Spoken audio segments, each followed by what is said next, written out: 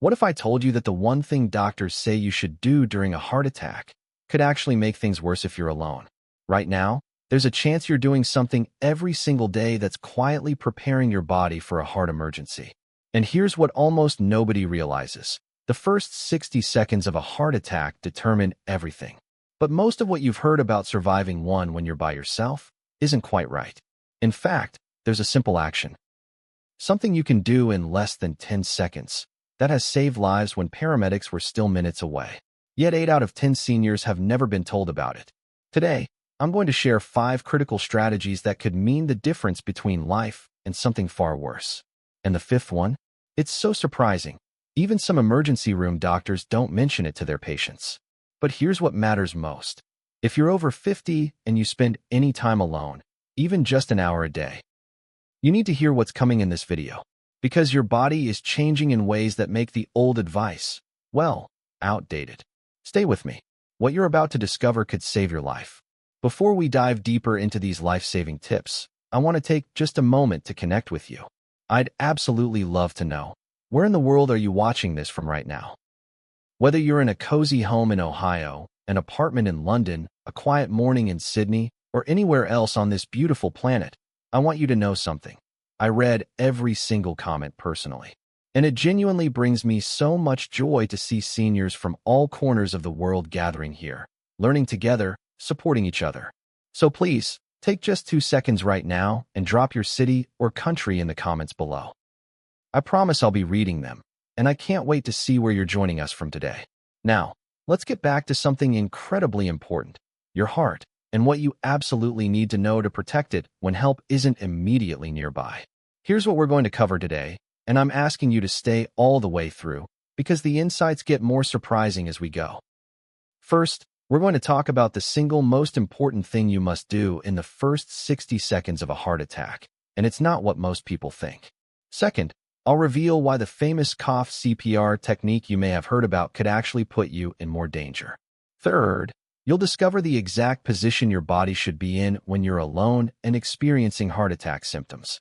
This one detail has helped countless people stay conscious long enough for help to arrive.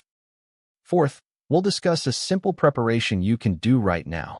Today, that takes less than 5 minutes, but could add precious minutes to your survival window. And fifth, toward the very end of this video, I'm going to share something that almost nobody talks about, a subtle symptom that happens days or even weeks before a heart attack, especially in people over 50. If you catch this sign, you might prevent the heart attack altogether. That last one. It's the reason you need to stay until the end, because it's information that could quite literally change everything. Let's begin. Here's the part that catches most people completely off guard. When a heart attack begins, your brain goes into panic mode. Your heart is struggling. Oxygen isn't flowing properly, and every instinct in your body is screaming at you to do something, anything, immediately. But here's what you need to understand. What you do in those first 60 seconds matters more than almost anything else. Most people think the first step is to call emergency services. And yes, that's absolutely critical. But there's something you must do in the exact same moment, and the order matters. Let me explain this in the simplest way possible. When your heart is in distress, every second without proper blood flow damages your heart muscle. Think of it like a garden hose that's been kinked. The longer it stays blocked, the more damage occurs downstream. So here's what you do, step by step. Step 1. The instant you feel chest pain, pressure, or any symptom we'll discuss shortly, and you're alone, you need to sit down or lie down immediately. Not in a minute. Not after you finish what you're doing. Right away. Why? Because if you're standing or walking when your heart gives out, you could fall and hit your head, break bones, or make everything infinitely worse. Step 2. Call emergency services immediately. If you have a smartphone, use the speakerphone function so your hands are free. Tell them clearly, I think I'm having a heart attack, I'm alone, and my address is. Give your full address, even if you think they can track your location. Technology fails. Words save lives. Step 3. If you have aspirin nearby, and this is crucial, chew one regular aspirin tablet. Not swallow. Chew it. Chewing gets the aspirin into your bloodstream faster, and aspirin helps prevent blood clots from getting worse during a heart attack. But here's the key detail most people miss. Do all of this while staying as calm as possible. I know that sounds impossible, but panic uses up oxygen your heart desperately needs. Think of your body like an old phone with 10% battery left. Every bit of panic, every moment of movement, drains that battery faster. Your job is to conserve that energy until help arrives. Now, if you're over 60, here's something else you should know. Your body doesn't always send the same warning signals younger people get. We'll talk more about that in just a moment. But first, let me tell you about a myth that's been spreading online. One that could actually put you in serious danger if you believe it. Almost nobody knows this until it's too late. But there's a technique floating around the internet that sounds helpful, but isn't. It's called cough CPR. And the idea is that if you're alone and having a heart attack, you should cough forcefully and repeatedly to keep blood flowing to your brain. Here's the problem. That's not how your heart works, and attempting this could make things dramatically worse. Let me explain why. Cough CPR was originally developed for a very specific hospital situation, when someone's heart rhythm is being monitored and they go into a particular type of abnormal rhythm. In that controlled setting, with doctors watching, a forced cough can sometimes help. But when you're alone, at home, with no medical supervision, trying to cough forcefully does three dangerous things. First, it uses up oxygen your heart desperately needs. Remember that phone battery we talked about? Coughing drains it fast. Second, it can actually trigger a more dangerous heart rhythm. Your heart is already in distress. Forcing your body to cough violently can push it into an even worse state. Third, and this is the part that worries doctors most, it delays you from doing the things that actually save lives, calling for help, taking aspirin, and getting into a safe position. So if you've read about cough CPR online, or if a well-meaning friend told you about it, I want you to forget it right now. It's not going to help you, and it could genuinely harm you. Instead, focus on what we talked about in the first segment. Sit down, call for help, chew aspirin if you have it, and stay as calm as possible. Now, let me tell you about the one position that has helped more people stay conscious during a heart attack than anything else. Doctors rarely explain this in detail, but it's absolutely crucial. When you're having a heart attack and you're alone, the position you put your body in can mean the difference between staying conscious and passing out before help arrives. Here's what most people do wrong. They lie flat on their back, thinking they need to rest. That makes sense, right? If your heart is struggling, you should lie down and relax. But here's the surprising truth. Lying completely flat can actually make it harder for your heart to pump blood to your brain. And if your brain doesn't get enough oxygen, you lose consciousness. Once that happens, you can't help yourself anymore. So what should you do instead? The optimal position is this. Sit on the floor with your back against a wall, or sit in a sturdy chair. Keep your upper body slightly elevated. Think of a 45-degree angle, like you're reclining in a comfortable armchair. If you need to lie down because you're feeling dizzy, lie on your left side with a pillow or cushion propping up your head and shoulders. Not flat, elevated. Why does this matter so much? When your upper body is slightly elevated, gravity helps your heart pump blood to your brain more efficiently. It's a small change, but in a moment when every drop of oxygen counts, this small change can keep you conscious for those critical extra minutes until paramedics arrive. And here's another reason this position helps. It makes it easier to breathe. When you're lying completely flat, your lungs have to work harder against gravity. When you're slightly elevated, breathing takes less effort. And again, you're conserving that precious energy. Now, if you're someone with limited mobility, or if you have trouble getting down to the floor, here's what you can do instead. Sit in your most comfortable chair, put your feet up on an ottoman or another chair, and lean back slightly. The key is upper body elevated, as relaxed as possible, and staying still. One more thing. If you live in a home with multiple floors, try to get to the ground floor if you safely can. Paramedics can reach you faster, and if something goes wrong, you're not at risk of falling downstairs. But here's what you might be wondering. What if you're not sure it's actually a heart attack? What if you're worried you might be overreacting? Let me answer that question right now, and it's going to surprise you. Here's something most people don't realize until they're in the hospital. Heart attacks in people over 50, especially women, often don't feel the way you'd expect. You've probably seen heart attacks in movies. Someone clutches their chest dramatically, gasps for air, and collapses. That can happen, yes. But in real life, especially as we get older, heart attacks are sneaky. Let me share some of the symptoms that people actually experience. You might feel a dull ache in your jaw. Not sharp pain, just an odd, persistent discomfort, like you slept wrong. You might feel unusually tired. Not the normal, I had a long day tired, but a deep, overwhelming exhaustion that comes out of nowhere. You might feel nauseous, like you're coming down with the flu. Some people even vomit and assume they ate something bad. You might feel pain or tightness in your upper back, between your shoulder blades.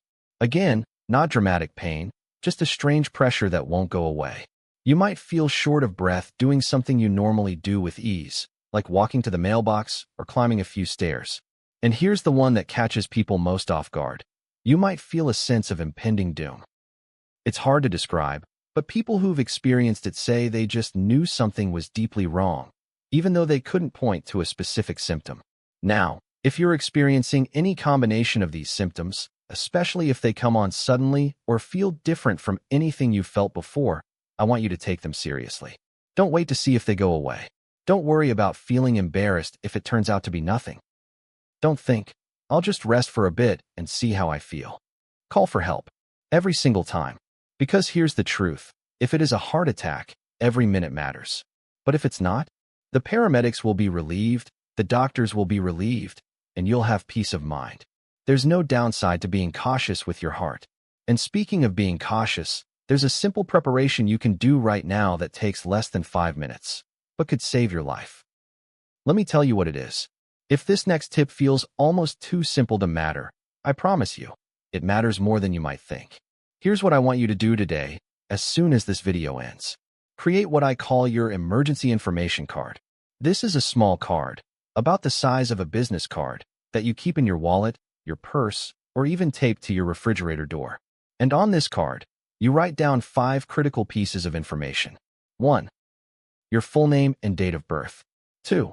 Your emergency contact, someone who lives nearby if possible, along with their phone number. 3. Any medications you're currently taking. Write the names clearly. If you take blood thinners, cholesterol medication, blood pressure medication, anything, write it down. 4. Any allergies you have, especially to medications. 5. Your doctor's name and phone number. Now, you might be thinking, why does this matter if I can just tell the paramedics when they arrive? Here's why. If you lose consciousness, or if you're in too much pain to communicate clearly, this card speaks for you. Paramedics and emergency room doctors need to know what medications you're on because some treatments for heart attacks can interact dangerously with certain drugs. If you're taking blood thinners, for example, that changes how they treat you. They need to know your allergies because in an emergency, they're giving you medications fast, and the last thing anyone wants is an allergic reaction on top of a heart attack.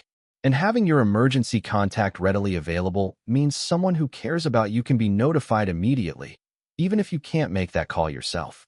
Here's the other reason this card is so powerful. It gives you confidence. Knowing that you've prepared for an emergency, even a small preparation like this, reduces anxiety. And reduced anxiety means you're more likely to stay calm if something does happen. You can make this card on your computer and print it, or you can write it neatly by hand on an index card and laminate it at any office supply store. Some seniors even take a photo of the card and keep it as the lock screen on their phone, so it's visible even if the phone is locked. If you live alone, I'd also recommend putting a copy on your refrigerator. Paramedics are trained to check refrigerators for medical information. It's one of the first places they look. This simple act, 5 minutes of your time, can make a profound difference. Now, let me share something that might seem surprising. There's a way to strengthen your heart before an emergency ever happens, and it doesn't involve going to a gym. Most people do the opposite of what I'm about to tell you next. They think that once they're over 50, their heart is what it is. That there's not much they can do to make it stronger or more resilient. But here's what recent research has shown. Your heart can get stronger at any age. Even if you've spent years being sedentary, even if you've had health challenges, your heart has a remarkable ability to adapt and improve. And you don't need to run marathons or spend hours in a gym. In fact, for seniors, gentler approaches often work better. Let me explain what heart-ready means. A heart-ready body is one that can handle stress more efficiently. When your heart is stronger, it doesn't have to work as hard to pump blood. It recovers faster from exertion. And if something does go wrong, a stronger heart gives you a better chance of survival. So how do you build this? First, walking. I know this sounds almost too simple, but walking is one of the most powerful things you can do for your heart. Not speed walking, not power walking, just regular, steady walking. 20 to 30 minutes a day, most days of the week. If you can't do 30 minutes at once, break it into two 15-minute walks. When you walk, your heart learns to pump more efficiently. Your blood vessels become more flexible. Your body gets better at using oxygen. All of this adds up to a heart that's more resilient. Second, gentle strength exercises. You don't need weights. You don't need equipment. Simple movements like standing up from a chair and sitting back down, or lifting light objects like soup cans, help maintain muscle. And here's what most people don't realize. When your muscles are stronger, your heart doesn't have to work as hard to support your daily activities. Third, deep breathing. This one surprises people, but practicing slow, deep breathing for just 5 minutes a day can lower your blood pressure, reduce stress hormones, and train your body to stay calmer in moments of crisis. Here's how to do it. Sit comfortably, close your eyes, and breathe in slowly through your nose for a count of 4. Hold for a count of 4. Then breathe out slowly through your mouth for a count of 6. Repeat this 10 times. This simple practice strengthens the connection between your brain and your heart, and it teaches your body that calm is possible even when things feel stressful. Now, if you're someone who hasn't exercised in years, or if you have mobility limitations, please talk to your doctor before starting anything new. But also know this. Something is always better than nothing. Even small movements matter. And here's the beautiful truth. Your body wants to heal. Your heart wants to be strong. You just have to give it the opportunity. But wait, there's one more thing I need to tell you about. And if you're over 60, this next point affects you twice as much as everyone else. If you're over 60, the next piece of information I'm about to share could quite literally prevent a heart attack before it ever happens. Here's what researchers have discovered. In the days and sometimes even weeks before a major heart attack, your body sends out subtle warning signals. The problem is, most people ignore them because they seem unrelated to the heart. Let me tell you what to watch for. Unusual fatigue that doesn't match your activity level. If you're suddenly feeling exhausted after doing things that normally wouldn't tire you out, like folding laundry, preparing a simple meal, or having a conversation, your heart might be struggling. Sleep disturbances. If you're waking up frequently during the night, feeling breathless, or having trouble getting comfortable, this can be a sign that your heart isn't pumping efficiently when you're lying down. Increased swelling in your feet, ankles, or legs. When your heart isn't pumping blood effectively, fluid can build up in your lower extremities. If you notice your shoes feeling tighter, or if you press your finger into your ankle and it leaves an indent that doesn't go away quickly, pay attention. Digestive issues that come out of nowhere. Persistent indigestion, nausea, or stomach discomfort, especially if it's unusual for you, can sometimes signal that your heart is in distress. Increased anxiety or restlessness. That feeling I mentioned earlier, the sense that something isn't quite right, can start days before the actual event. Now here's what makes this tricky. Any one of these symptoms on its own might be nothing. We all have days when we're tired, or nights when we don't sleep well, or moments when our stomach feels off. But if you notice a combination of these symptoms, especially if they're new or different from your normal baseline, don't brush them off. This is where having a good relationship with your doctor becomes incredibly valuable. If you notice these signs, call your doctor's office. Describe what you're experiencing. They might want to see you for an evaluation, run some tests, or adjust your medications. And here's what I want you to remember. Catching these warning signs early is one of the most powerful things you can do. Because if your doctor can intervene before a major heart attack happens, they can potentially prevent it altogether. Prevention is always better than emergency treatment. Now, let me pull all of this together for you, because we've covered a lot of ground. Let's take just a moment to recap what we've covered so far, because these aren't just tips, they're strategies that could save your life. We talked about the critical first 60 seconds, sitting down immediately, calling for help, chewing aspirin if you have it available. We discussed why cough CPR is a dangerous myth that you should forget completely. We learned about the optimal body position, slightly elevated, not flat, that helps keep blood flowing to your brain. We explored the unexpected symptoms of heart attacks in people over 50 because they often look nothing like what you see in movies. We walked through creating your emergency information card, a 5-minute task that could make all the difference. We talked about simple ways to strengthen your heart at any age, even if you've been inactive for years. And we discussed those subtle warning signals your body sends days or weeks before a heart attack, signals that, if you catch them, could help you prevent the crisis altogether. But there's still one more tip I haven't shared yet. And this one, it's so surprising that even some emergency room doctors don't mention it to their patients. It has to do with what happens in the minutes after you've called for help, while you're waiting for paramedics to arrive. And the reason I saved it for last is because it could be the difference between a good outcome and a tragic one. Stay with me. This final tip might be the most important one of all. Here's the secret almost nobody talks about. After you've called for help, after you've taken your aspirin, after you've gotten into the optimal position, there's one more thing you can do while you're waiting for paramedics, and it has to do with your front door. If you're able to move safely, unlock your front door. I know that sounds strange. You're having a heart attack, and I'm telling you to worry about your door? But hear me out, because this has saved countless lives. When paramedics arrive at your home, every single second matters. If your door is locked, they have to waste precious time trying to get your attention, or they have to break down the door. Meanwhile, you might be losing consciousness, or your condition might be worsening. But if your door is unlocked, they can get to you immediately. They can start treatment faster. They can assess your condition without delay. Now, I know what some of you might be thinking, but what about safety? What if someone else comes in? Here's the reality. In the 5 to 15 minutes it takes for paramedics to arrive, the risk of someone randomly entering your home is incredibly small. But the benefit of paramedics reaching you faster is enormous. If you're worried about this, here's what you can do. Unlock the door, but stay near it or in a room where you can see it. Or, if you have a trusted neighbor, call them immediately after calling emergency services and ask them to watch your front door until help arrives. Some seniors keep a spare key in a lockbox outside their home, the kind real estate agents use, and they give the code to emergency services when they call. That's another excellent option. But here's the key point. Don't let a locked door be the thing that delays life-saving treatment.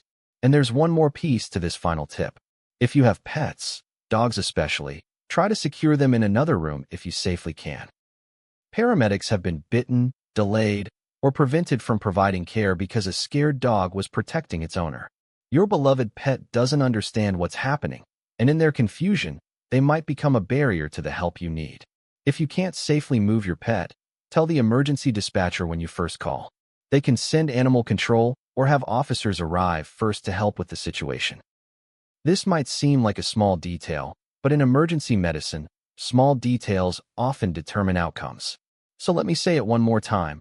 Unlock your door if you can. It's simple, it's quick, and it could make all the difference. If you've made it this far, I want you to know something important. The fact that you're here, watching this video, learning this information, that tells me you're someone who cares about your health. You're someone who wants to be prepared. You're someone who understands that knowledge is power, and that's beautiful. I want you to remember this.